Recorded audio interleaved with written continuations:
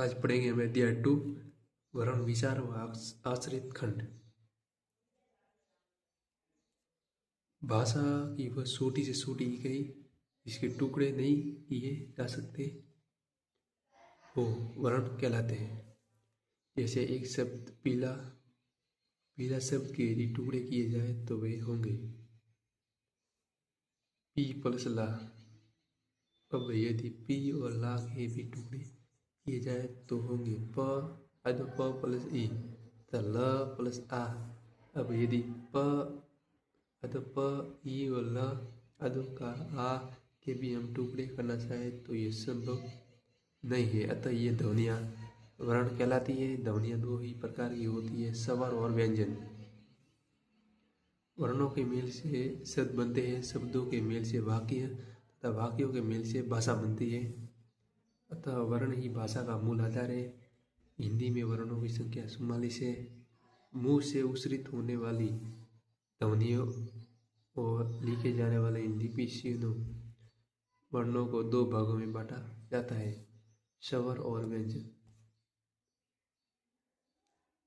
स्वर जो वर्ण बिना किसी दूसरे वर्ण की सहायता से बोले जा सकते हैं वे स्वर कहलाते हैं। जैसे 11 अ आ ई उ री ए ऐ ओ औ।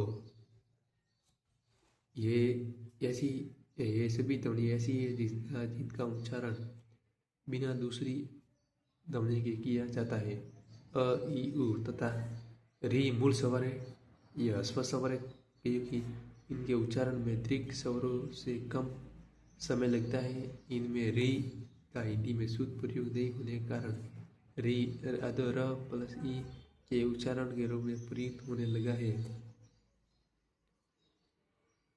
केवल ऋतु, ऋषि, ऋण आदि कुछ शब्दों में इसका प्रयोग मिलता है। इनका उच्चारण री प्लस ई के समान ही होने लगा है। स्वर के भेद। स्वर के भेद ह्रस्व और दीर्घ। ह्रस्व स्वर में जिन स्वरों के उच्चारण में अपेक्षाकृत कम समय लगता है उसे ह्रस्व स्वर कहते हैं। ये स्यार है अ ई उ और री। और यह दीर्घ स्वर।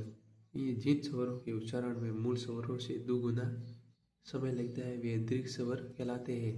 ये साथ है आ ई उ ए ओ औ। अंग्रेजी के आ स्वर का भी प्रयोग हिंदी में होने लगा है, जैसे डॉक्टर और कॉलेज।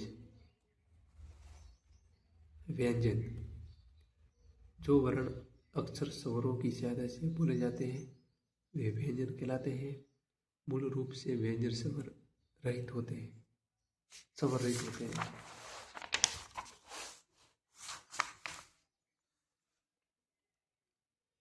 व्यंजन के उच्चारण में फेफड़ों से निकलने वाली सांस मुख के किसी अवयव उच्चारण स्थान से बाधित होती है।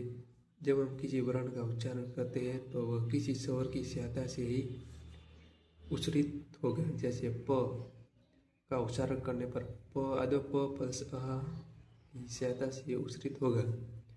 हलसीन। हलसीन वर्ण के स्वर रहित होने का परिचायक है। स्वर रहित व्यंजन के साथ हल का सीन लगाया जाता है या फिर उसका अर्थ रूप प्रयोग किया जाता है। जैसे अपराह्न या अपराह, पाठ्य या पाठ्य, विद्या या विद्या, पट्टा या पट्टा आदि। हिंदी व्यंजन निम्नानुसार है क ख ग ध ड स ज ज खाली जगह ट ठ ड ढ न त थ द ध न प फ ब म के अलावा स अ। स्वर युक्त व्यंजन का उनका वर्गीकरण। उच्चारण स्थान के आधार पर वर्ग और व्यंजन। यह उच्चारण स्थान ये नाम ध्वनि।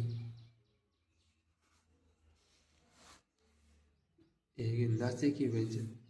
नासिकी व्यंजन में ड, ढ, ण और खाली जगह न ने म इनका उच्चारण नासिका के साथ क्रमशः कंठ, तालु, मूर्धा गुर्दा, मूर्धा, दांत व ओष्ठ के स्पर्श से होता है अतः इन्हें नासिकीय व्यंजन कहते हैं। अंतस्थ व्यंजन यह र, ल, व, य स्वर व्यंजन के बीच की स्थिति में है, इसलिए अंतस्थ कहलाते हैं। ऊष्म व्यंजन ऊष्म व्यंजन में स, स, इन वर्णों का उच्चारण स्थान के साथ पृष्ठपास वायु छोड़ने वाली सांस के घर्षण से होता है। हमारी जीभ स का उच्चारण करते समय तालू से, स का उच्चारण करते समय मूर्धा से तथा स का उच्चारण करते समय दांतों से स्पर्श करती है। सिक्त व्यंजन स, त्र, ज्ञ तथा श सिक्त व्यंजन, इनका विस्तार अथवा अक्षरित खंड निम्न प्रकार है।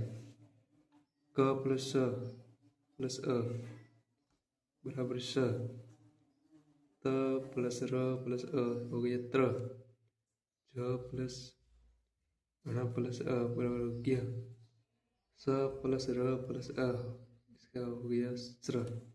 हिंदी में ज्ञ का उच्चारण ज्ञ होता है, इसलिए इसका विस्तार ग प्लस य प्लस अ बराबर ज्ञ की तरह अब होने लगा है।